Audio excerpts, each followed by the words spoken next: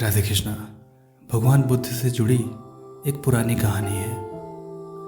कहानी है कि भगवान बुद्ध के पास मोलुकपंत नाम का एक दार्शनिक आया। उसने आते ही पूछा, ईश्वर है?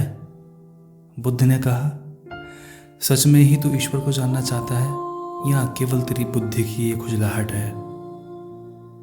मोलुकपंत को चोट लग गई। उसने कहा, सच में ही जानना चाहता हूं। यह भी आपको बताना जरूरी है। और आपने ये क्या बात कही? मैं हजारों मील की यात्रा करके आया हूं, तो क्या केवल बुद्धि की खुजलाहट मिटाने के लिए आया हूं? तो फिर बुद्ध ने कहा, तो फिर कुछ दांव लगाने की तैयारी है? मोलुकपंत को और चोट लग गई। क्षत्रिय था। उसने कहा, सब लगाऊंगा दांव पर। हालांकि वो ये सोच के नहीं आया था। पूछा उसने बहुत से लोगों से था, ईश्वर है?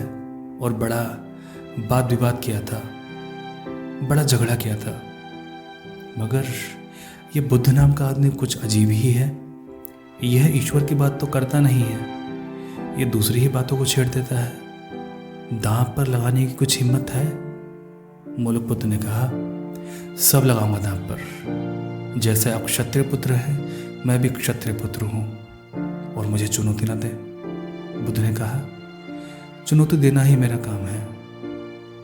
फिर तो तू इतना कर दे कि 2 साल चुपचाप मेरे पास बैठ। 2 साल बोलना ही मत, कोई प्रश्न नहीं, कोई जिज्ञासा नहीं। बस 2 साल पूरे हो जाए, चुप्पी तोड़कर खुद मेरे पास आना।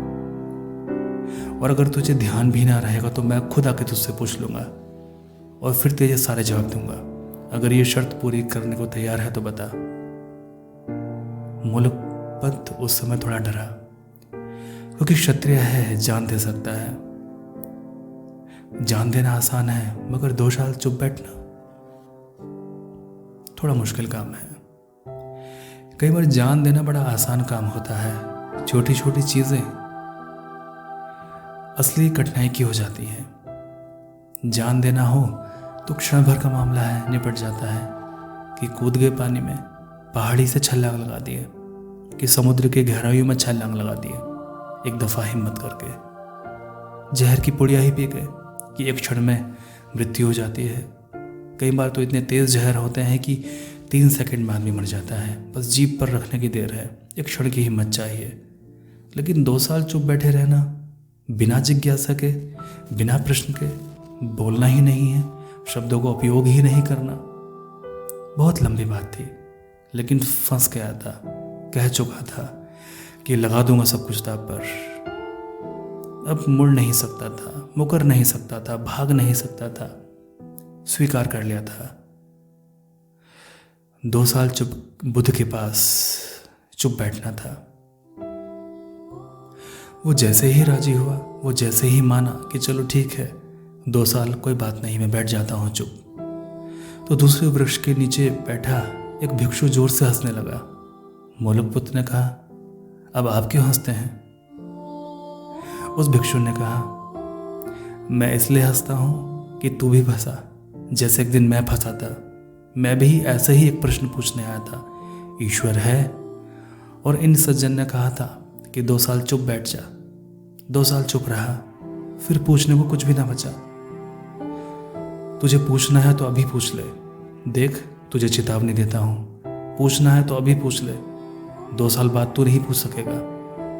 बुद्ध ने कहा कि मैं अपने वादे पर तय रहूंगा, पूछेगा तो जवाब दूंगा।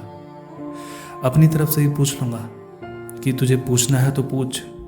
तू ही अगर ना पूछे, तू ही अगर मुकर जाए, तो फिर मैं किसके प्रश्नों का उत्तर दूंगा?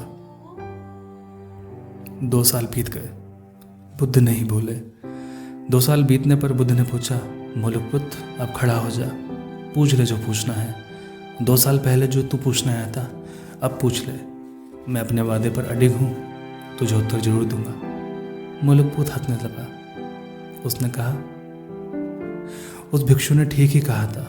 2 साल चुप रहते रहते ऐसी गहराई आई, चुप रहते रहते ऐसा बोध जमा, चुप रहते रहता ऐसा ध्यान उमगा चुप रहते रहते विचार धीमे धीमे खो गए। दूर दूर की आवाज़ें सुनाई देने लगी और फिर वो आवाज़ें भी विदा हो गई। फिर अभी वर्तमान की ऐसी डुबकी लगी, फिर परम सत्य को जाना। बस आपके चरण को छूना है, धन्यवाद देना है, उत्तर मिल गया। और शायद मैं पूछता तो उस समय वो प्रश्न के उत्तर ना मिल पाते। ठीक ही किया है आपने कि उस समय उत्तर ना दिया। अब जो पूछना था वो प्रश्न ही विदा हो गया और सारे उत्तर मिल गए। परम ज्ञानियों ने ऐसे ही उत्तर दिए हैं। प्रश्न नहीं पूछे गए लेकिन उत्तर मिल गए हैं, क्योंकि प्रश्नों से उत्तर कहाँ मिलता है? उत्तर तो मिलता है शून्य से। परमात्मा सभी का भला करे।